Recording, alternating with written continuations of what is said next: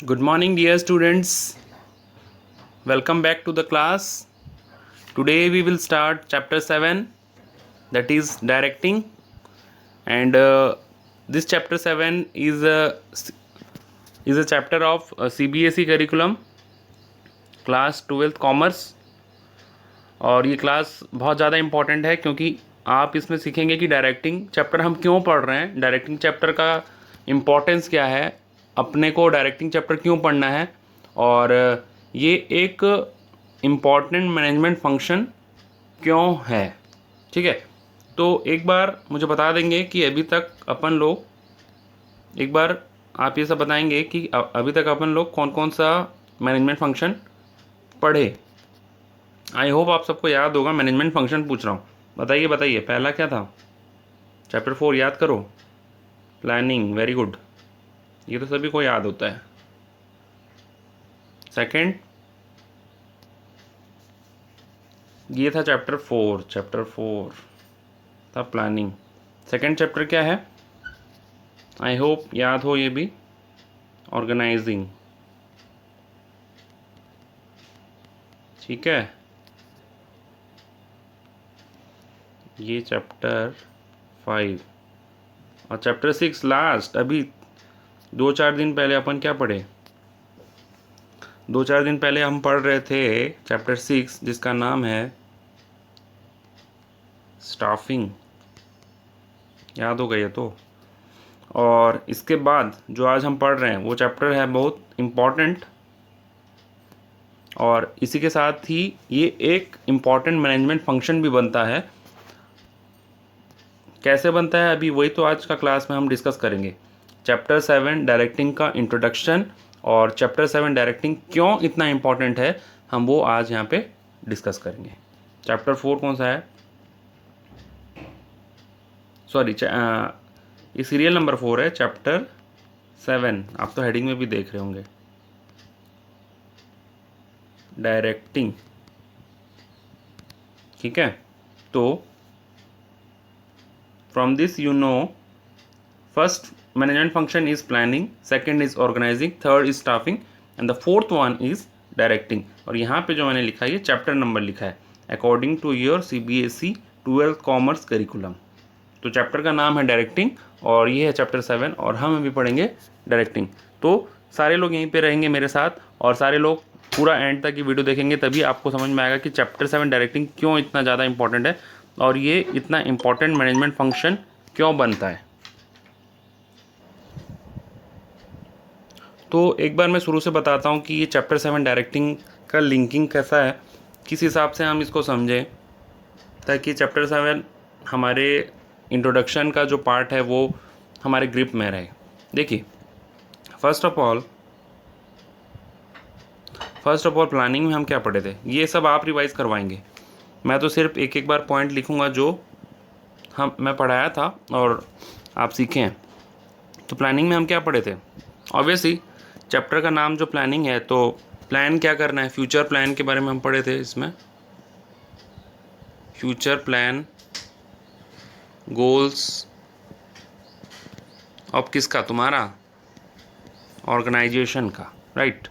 तो प्लानिंग में हम फ्यूचर प्लान के बारे में पढ़े थे, गोल के बारे में पढ़े थे, स्ट्रैटेजी के बारे में भी पढ़े थे ना, स्ट्रैटेजी के बारे में पढ़े थे. और ये सब किसके बारे में पढ़े थे? मतलब किसका प्लान, किसका गोल, किसका स्ट्रैटेजी? ऑर्गेनाइजेशन का. क्लियर है? तो प्लानिंग में हमने ये पढ़ा और हम ऑर्गेनाइजेशन के बारे में हम प्लान कर लिए. क्लियर है? ये तो चैप्टर 4 था. अब उसके बाद था ऑर्गेनाइजिंग. चैप्टर 5 ऑर्गेनाइजिंग जो था उसमें हमने क्या पढ़ा था? सिंपली हमने इसमें कुछ नहीं किया था. हमने वर्क को आइडेंटिफाई करेंगे, डिवाइड करेंगे और जिम्मा देंगे और रिपोर्ट करेंगे. 4 तो चीज़ पढ़ा था. Identify, division, assignment of duties और रिपोर्ट. ठीक है, ये चीज़ पढ़े थे. अरे ऑर्गेनाइजिंग प्रोसेस भूलिए, आइडेंटिफाई करेंगे, डिवाइड करेंगे, जिम्मा देंगे, रिपोर्ट करेंगे, वही चीज़। तो पहले हमने प्लान किया, प्लान जो था हमने प्लान कर लिया कि ऑर्गेनाइजेशन का गोल क्या है, स्ट्रेटेजी क्या है, ठीक है। वो उसके बाद हमने वर्क को पहचाना, वर्क को हम डिवाइड किए, आइडेंटिफाई करके, आइडेंटिफाई मतलब भी पहचानना होता है, आइडेंटिफाई किए, उसको डिवाइड किए, फिर हम असाइनमेंट किए कि कौन सा डिपार्टमेंट कौन सा काम करेगा, और फिर रिपोर्टिंग रिलेशनशिप हमने एस्टेब्लिश किया था, ठीक है। आई होप आपको याद होगा। ये लिंक मैं बना रहा हूँ ताकि आपको ये चैप्टर 7 एकदम ईजीली आपके ग्रिप में आ जाए, तो एकदम ध्यान से सुनेंगे, ऐसा मत सोचिए कि जो पढ़ाया हुआ पढ़ाया जा रहा है, ठीक है। थर्ड नंबर है स्टाफिंग वाला चैप्टर। थर्ड नंबर है स्टाफिंग वाला चैप्टर। स्टाफिंग में हमने क्या किया था? आप बोलेंगे सर 3 काम, क्या? Recruitment, selection, training. Recruitment, selection, training. हमने ऑर्गेनाइजिंग में देखा कि काम क्या है, काम कितना है, ज़्यादा है, कम है, थोड़ा है, बहुत है, कहाँ नहीं है। उसके बेसिस में हमने क्या किया? स्टाफिंग किया। मतलब हमने लड़की ढूंढा, लड़की ढूंढा मीन्स जो बताया था मैं एग्जांपल, काम के अकॉर्डिंग हमने हमारे एम्प्लॉयज़ को ढूंढा, रिक्रूटमेंट, फिर उसमें से सिलेक्ट किया और उनको ट्रेनिंग दिया। और स्टाफिंग का मतलब भी क्या होता है? राइट पर्सन, राइट जॉब, सही काम के लिए सही इंसान।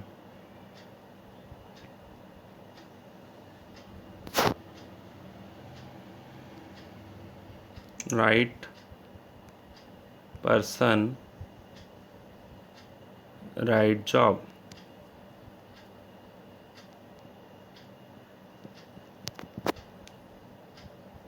राइट, सही काम करने के लिए सही इंसान हमने ढूंढ लिया। तो यहाँ तक हम पढ़ लिए थे कि स्टाफिंग में ये कहानी होता है, ठीक है। देखो प्लानिंग जो है, अच्छा ऑर्गेनाइजिंग जो पार्ट है उसमें अगर हम प्लानिंग ना करें तो काम चलेगा? नहीं चलेगा। तो जो भी मैनेजमेंट फंक्शन है वो सारे आपस में लिंक्ड हैं। अगर इसमें से एक भी मैनेजमेंट फंक्शन छूट गया तो ये चेन टूट गया। ये बात हमेशा याद रखना कि मैनेजमेंट फंक्शन जो है, planning, organising, staffing, directing, controlling, ये मैनेजमेंट फंक्शन है 5। तो अगर इसमें से एक भी मैनेजमेंट फंक्शन छूट गया तुम्हारा चेन टूट गया। किस चीज़ का चेन? अब आप बोलेंगे किस चीज़ का चेन? आपके ऑर्गेनाइजेशन को सक्सेस बनाने का चेन, आपके ऑर्गेनाइजेशन का गोल को अचीव करने का चेन, ठीक है। तो यही चीज़ मैं बता रहा हूँ, आपका जो लिंकिंग चेन है वो टूट जाएगा। तो सारे मैनेजमेंट फंक्शन को हमको साथ में लेके चलना पड़ेगा, सारे मैनेजमेंट फंक्शन को हमको साथ में लेकर के चलना पड़ेगा। तो इसीलिए मैं आपको अभी बता रहा हूँ एक एक करके। अभी इसके बाद अब हीरो की एंट्री हुई। हीरो कौन? डायरेक्टिंग, चैप्टर 7, जिसका नाम ऊपर में लिखा है, नाम तो सुना ही होगा, चैप्टर 7 डायरेक्टिंग। हीरो की एंट्री, टें। जो हीरो का एंट्री होता है थोड़ा बाद में होता है, देखिएगा। तो अब चैप्टर 7 डायरेक्टिंग में हम पढ़ेंगे क्या, ये चीज़ मैं बताऊंगा आपको, ठीक है। तो ये पहले, अब जैसे कभी मूवी देखने गए होंगे आप लोग, तो मूवी में देखिएगा पहले बैकग्राउंड रख दिया जाता है, और जो साइड एक्टर्स होते हैं, सपोर्टिंग एक्टर्स, उनसे इंट्रोडक्शन होता है, फिर एकदम बढ़िया से स्टाइल में हीरो का एंट्री होता है ना। तो वही चीज़ मैं भी कोशिश किया था कि चैप्टर 7 जो डायरेक्टिंग है उसके बारे में अब बोलूं और उसका महत्व पहुंचाऊं, मतलब महत्व उसका बताऊं, इंपॉर्टेंस बताऊं कि चैप्टर 7 डायरेक्टिंग क्यों इम्पॉर्टेंट है, ठीक है। जैसे पिक्चर में हीरो का इंपॉर्टेंस आता है ना, कहीं पे अत्याचार होता रहता है, फिर अचानक से हीरो आ जाता है। जनरली अमिताभ बच्चन के पिक्चर्स में ऐसा होता था, ठीक है। अभी भी कोई भी पिक्चर होता है उसमें एक सॉलिड पॉइंट में हीरो का एंट्री होता है। तो लाइक वाइज चैप्टर 7 डायरेक्टिंग जो है उसमें एक सॉलिड पॉइंट में अभी हीरो का एंट्री होने वाला है। तो सारे बने रहेंगे मेरे साथ। अब मैं बताने वाला हूँ चैप्टर 7 डायरेक्टिंग क्यों पढ़ रहे हैं अपन, ठीक है। देखो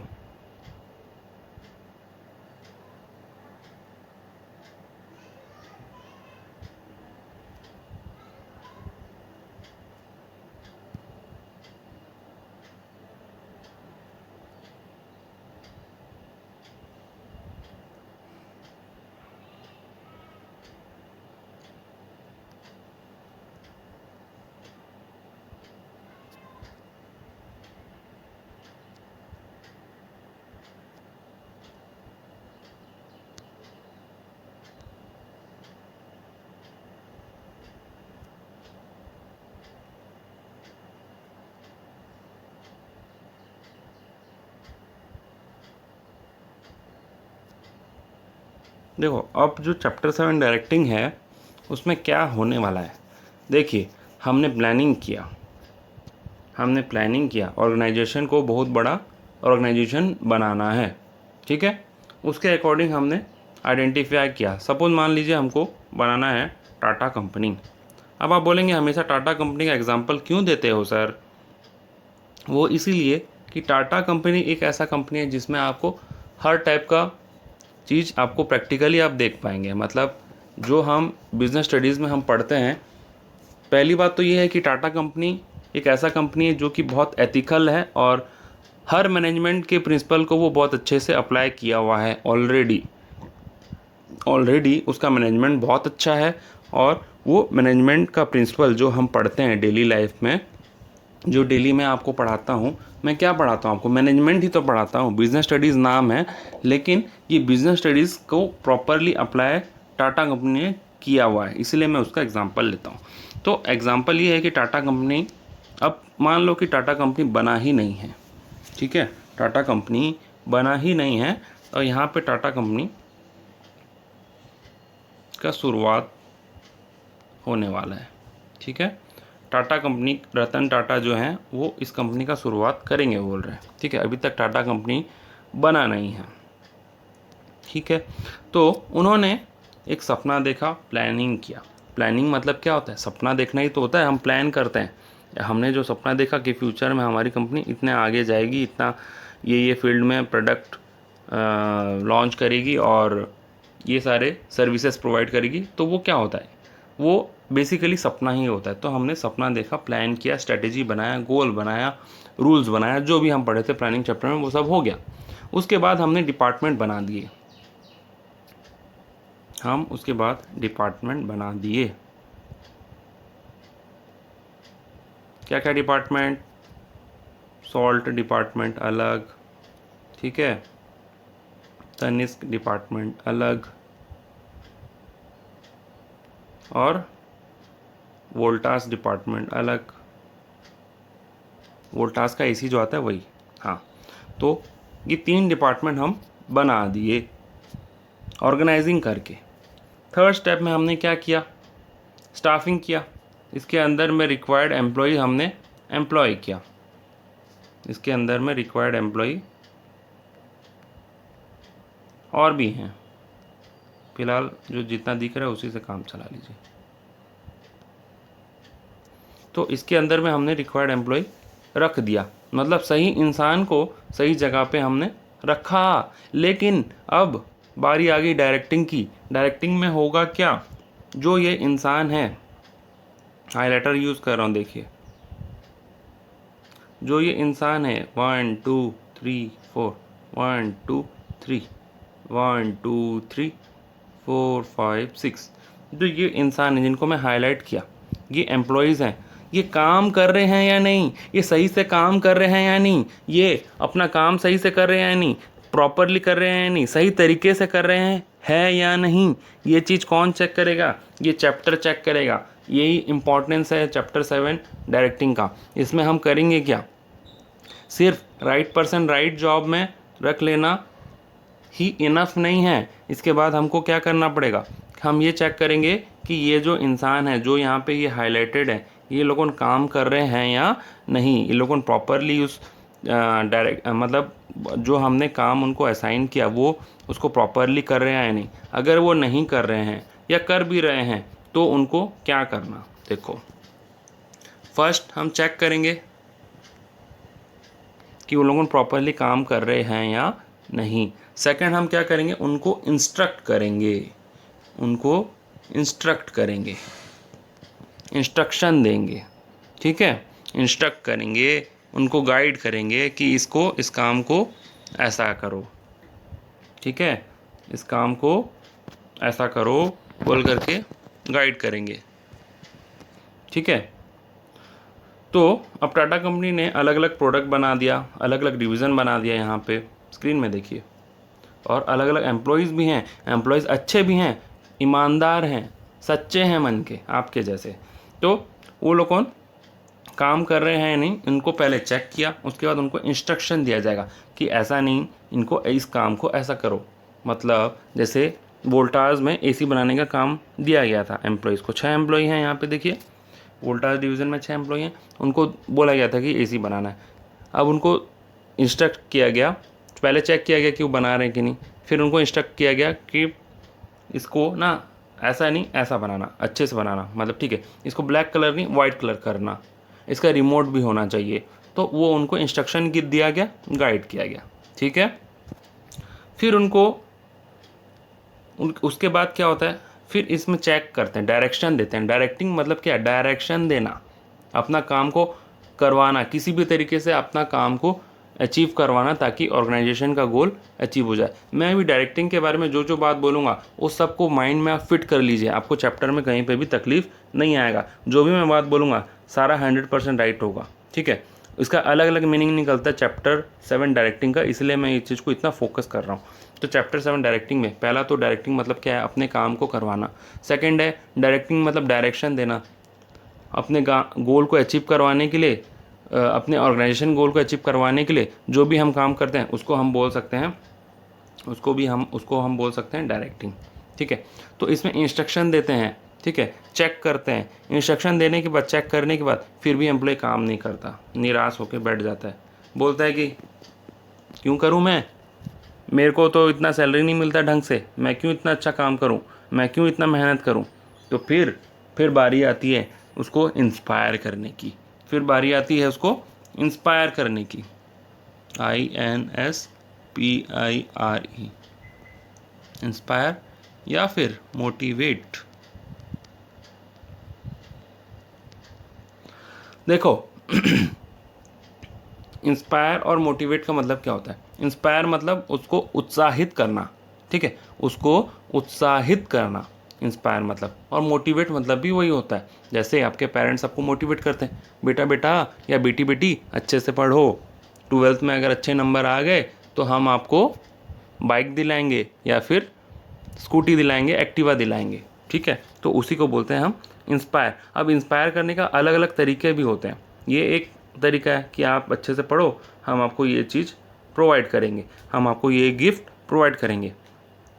और भी तरीका होता है कि आप अच्छे से काम करेंगे तो हम आपका प्रमोशन कर देंगे कंपनी में, ये तरीका होता है, ठीक है। या फिर आप अच्छे से काम करेंगे तो आपको डबल बोनस मिलेगा। So there could be various methods to inspire employees. Employee को झेलना इतना आसान नहीं है माय डियर स्टूडेंट्स। एक ऑर्गेनाइजेशन के हेड से पूछिए कि एम्प्लॉयज़ को कैसे झेला जाता है। तो अगर आप मेरे क्लास में बिजनेस स्टडीज़ नहीं पढ़ेंगे तो आप नहीं आप कल को बड़े बिजनेसमैन बनेंगे और अपना कंपनी खोलेंगे। तो अगर आपको ये टेक्निक पता ही नहीं होगा तो आप वहाँ पे फेल हो जाएंगे। फिर आप याद करेंगे कि काश मैं भी रौनक सर से बिजनेस स्टडीज़ पढ़ लेता। तो वही चीज़ बता रहा हूँ, ध्यान से सुन लो। तो इंस्पायर और मोटिवेट करना ज़रूरी है, उनको बहुत तरीके से इंस्पायर करना पड़ता है। अब जिस एम्प्लॉय को जिस चीज़ का नीड होता है वो पॉइंट को देख करके उसको इंस्पायर किया जाता है। जैसे मान लो अभी आपको घूमने फिरने का इच्छा होता है, तो इसलिए पेरेंट्स आपको आपका वो पॉइंट देख करके आपको बोलते हैं कि ठीक है तू अच्छे से पढ़ ले, तेरे को बाइक दिलाएंगे, ठीक है। अभी तुमको ऐसा तो नहीं बोला जाता है कि तुम अच्छे से पढ़ लो तुमको एक पेंसिल दिलाएंगे, या फिर तुम अभी अच्छे से पढ़ लो तुमको पिज़्ज़ा खिलाएंगे। नहीं, जितना बड़ा गोल होगा उतना बड़ा इंस्पिरेशन भी होना चाहिए। अरे 12th में कोई अच्छा मार्क्स लेके आएगा, 12th में कोई अच्छा परसेंटेज सिक्योर करेगा तो तुम उसको पिज़्ज़ा खिलाओगे क्या, वो बच्चा मान जाएगा क्या? बोलेगा, बच्चा बोलेगा कि अरे बेवकूफ़ हैं, बेवकूफ़ बना रहे हैं आप पापा या मम्मी, ठीक है। आप भी यही बोलेंगे ना, आपको बोला जाएगा कि 12th में 90% सिक्योर करो, 95% सिक्योर करो और हम आपको एक पिज़्ज़ा खिलाएंगे। आप बोलेंगे मत ही खिलाइए, उससे अच्छा हम ऐसे ही ठीक है। तो वही बात है, जितना बड़ा गोल होगा उसी हिसाब से उसके अकॉर्डिंग इंस्पिरेशन होना चाहिए। क्लियर है? आई होप आपको ये चीज़ समझ में आ गया होगा। कंपनी में भी वही होता है, जितना जितना बड़ा टारगेट होता है उसी हिसाब से इंस्पिरेशन लेवल सेट किया जाता है, मोटिवेशन लेवल सेट किया जाता है। नाउ इसमें एक और चीज़ पढ़ेंगे, सुपरविज़न वाला पॉइंट।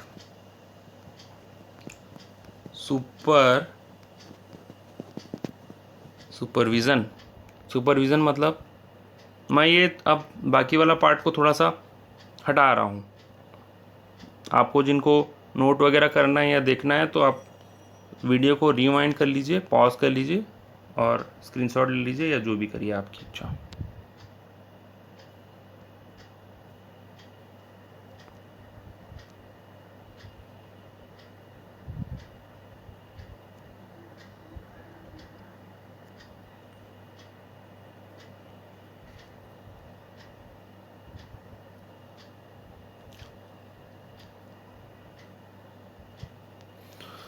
ओह, तो स्क्रीन तो क्लियर हुआ, 1 मिनट।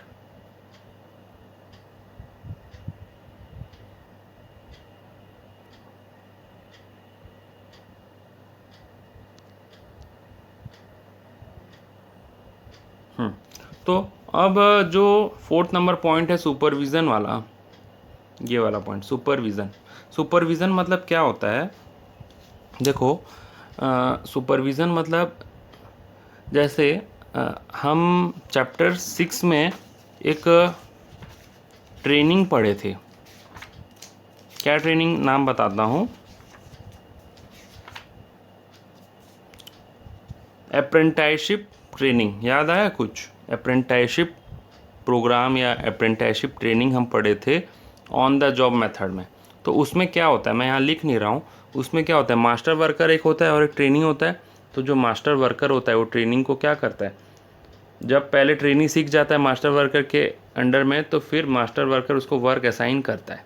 ठीक है, ट्रेनिंग को मैं भी डिटेल में नहीं पढ़ा रहा हूँ, उस वक्त पढ़ चुके हैं, बस एक तो याद करवा रहा हूँ आपको, एक बार हाईलाइट करवा रहा हूँ। तो मास्टर वर्कर ट्रेनिंग को क्या करता है, वर्क असाइन कर देता है। ये है मास्टर वर्कर बड़ा वाला, आँख में चश्मे लगे हैं, ये वर्क उसने असाइन कर दिया ट्रेनी को। अभी ट्रेनी अच्छा से काम कर रहा है या नहीं, ये थोड़ी थोड़ी देर में आके इसको चेक करेगा। ठीक है, कहीं कोई गलत तो नहीं कर दे रहा है, ऐसा करके ये इसको आकर के चेक करेगा। इसी को बोलते हैं हम सुपरविज़न। ठीक है, तो ये हम पढ़ चुके हैं। तो ये सुपरविज़न का मतलब ही यही होता है। तो और ये पार्ट है डायरेक्टिंग चैप्टर का। तो डायरेक्टिंग में पहले चेक करते हैं, इंस्ट्रक्ट करते हैं कि ऐसा कर लो। फिर अगर वो काम नहीं कर रहा है वो इंसान, तो उसको इंस्पायर किया जाता है वेरियस मेथड से, बहुत सारा उसको लालच देके उसको इंस्पायर किया जाता है। फिर उसके बाद हम सुपरवाइज़ करते हैं कि जो हमने इंस्पायर किया वो उस अकॉर्डिंग काम कर रहा है या नहीं, उसको फिर से देखा जाता है। फिर उसके बाद क्या किया जाता है, सुपरविज़न होने के बाद हम देखते हैं कि वो शायद अभी भी ढंग से काम नहीं कर रहा है। ठीक है, तो जैसे मान लीजिए कि आपको बोला गया कि 12th में अच्छा परसेंटेज सिक्योर कीजिए, हम आपको स्कूटी दिलाएंगे। लेकिन फिर थोड़े दिन के बाद पेरेंट्स देखते हैं कि फिर भी बच्चा अच्छा नहीं पढ़ रहा है, अच्छे मार्क्स नहीं ला रहा है, तो उसको और मोटिवेट करते हैं, उसको और इंस्पायर करते हैं, इसको और कुछ लालच देते हैं। जैसे मान लीजिए स्कूटी दिलाएंगे तेरे को, और तेरे लिए एक और ड्रेस भी दिलाएंगे, या फिर कार भी दिलाएंगे, बोल सकता है, कुछ भी हो सकता है। ठीक है, सुपरविज़न होने के बाद उसको फिर से मोटिवेट किया जाता है, मोटिवेट अगेन। और ये प्रोसेस चलता रहता है कंटिन्यू। क्यों चलता रहता है? ताकि काम अच्छा होता रहे, so that worker may work more efficiently, more efficiently.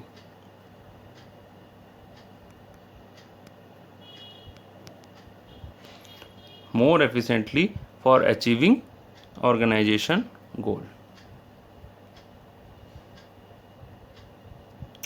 For achieving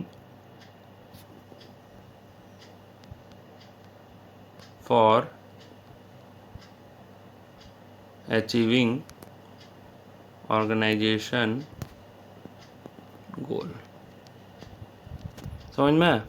ताकि जो वो वर्कर है वो और अच्छा काम करे।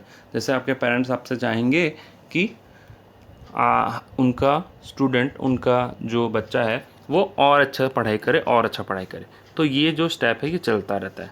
पहले चेक करते हैं, फिर उसको इंस्ट्रक्ट करते हैं, फिर वो काम नहीं कर रहा होता है तो उसको मोटिवेट करते हैं, इंस्पायर करते हैं कुछ लालच दे के। या फिर उसके बहुत सारे तरीके हैं, हम वो चैप्टर में पढ़ेंगे। उसके बाद उसका काम को सुपरवाइज़ किया जाता है कि वो सही से कर रहा है या नहीं, फिर उसको अगेन मोटिवेट किया जाता है ताकि वो और अच्छे से काम करे और अच्छे से काम करे, और एट लास्ट हमारा जो गोल है ऑर्गेनाइजेशन गोल, उसको अचीव करने में हेल्प करे। ठीक है, so this is all about introduction of chapter 7 directing. और ये जो स्टेप मैंने लिखा है ये कोई बुक के स्टेप नहीं है, ये मेरा अपना स्टेप है। ठीक है, समझने के लिए है, आप चाहें तो इसको याद कर सकते हैं पॉइंट फॉर्म में, और आप ऑर्गेनाइजिंग का मीनिंग आएगा, सॉरी डायरेक्टिंग का मीनिंग आएगा तो आप इसको लिख सकते हैं, you will get full out of full marks. ठीक है, तो this was all about introduction of chapter 7 directing. Today was introduction class. I hope you all enjoyed this video. Chapter 7 directing का इम्पोर्टेंस आपको समझ में आया होगा, और हम चैप्टर 7 डायरेक्टिंग इतना क्यों पढ़ रहे हैं और ये हमारे सिलेबस में क्यों है, क्यों ये एक इतना इम्पॉर्टेंट मैनेजमेंट फंक्शन है, वो सारा चीज़ आप कुछ समझे होंगे और इन्जॉय भी किए होंगे। So thank you for watching this video. Please subscribe the channel so that you yourself get benefit. Have a good day. Bye bye.